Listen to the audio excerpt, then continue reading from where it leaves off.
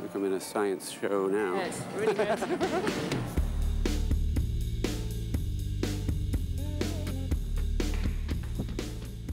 A meeting with Max Tegmark, top physicist and Hugh devotee, is set to bend Mark's brain further out of shape. It's a real honor to get to meet you, because your dad has just been such an inspiration to me. Oh. When I was a grad student in Berkeley, I found in this old bookstore a copy of this 137-page paper that your dad wrote, and it was like, wow. It suddenly all made sense. And since then, I've spent many years working on your dad's theory and various implications of it, and it's just so cool for me to actually get to meet you here and to even have a chance to help you understand. Mark's father wasn't the only one who found Bohr's theory difficult to swallow. So did the physicist Erwin Schrödinger. As Schrödinger himself pointed out in a famous article, that there's something really weird about this idea of dividing the world into two parts. Because, you know, you are made out of atoms. So if an atom can be in two places at once, so can you, right? Schrödinger had devised an experiment to expose this absurdity. He came up with the most famous feline experiment in science, Schrödinger's cat. It goes like this. A cat is penned up in its steel chamber, along with a radioactive substance such as uranium, a Geiger counter attached to a quick-release hammer, and a flask of poisonous gas, hydrocyanic acid. No. Yeah. He doesn't even have legs, and now you're going to poison him? Don't blame me. Blame Schrödinger. Schrödinger was never diabolical enough to do this for real. It was just a thought experiment. At the heart of it all is a quantum event. Every now and then, completely randomly, there's a chance of a uranium atom decaying and emitting radiation. This radiation is enough to trigger the counter that sets off the hammer, breaks the vial that poisons the cat. But if none of the uranium atoms decay over the duration of the experiment, the cat will live.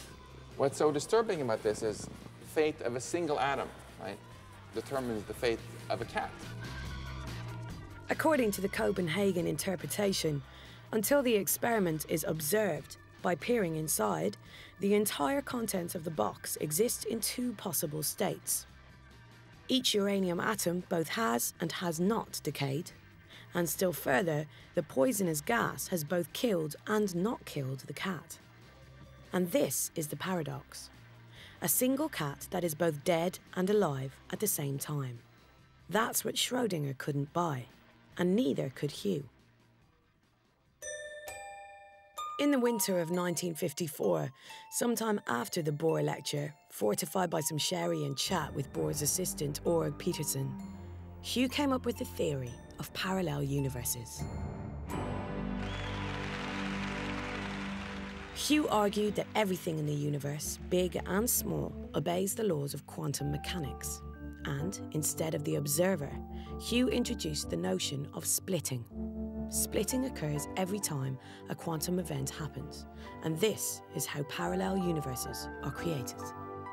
How does my father's theory solve the two different outcomes of the cat experiment? It says that both outcomes actually happen. The paradox of Schrödinger's cat had been that the one cat was both dead and alive at the same time. Hugh solved the problem with parallel universes. Two cats existing in separate worlds, one cat dead, the other alive. Hugh's theory was visionary and backed up by some serious maths. He was only 24 years old. Some people think you have a problem, but that problem lies only with them. Beautiful freak, beautiful freak. In my personal opinion, your dad's theory is one of the most important discoveries of all time in science. I just can't emphasize enough how important I think it is. And so I would put it right up there with Einstein's relativity theory and Newton's theory of gravity and so on. And I think 50 years from now, he's going to be even more famous than he is now, when more experiments have confirmed that this seems to be the way the world works. I'm starting to understand a lot more now. Just need to come out here into the nice Princeton air and shake my head a little and let it all settle. Talk to the squirrels. So if one of the squirrels gets the decayed poison and the other squirrel gets the non-decayed poison, oh shit, now there's 3 of them. Now I'm really confused.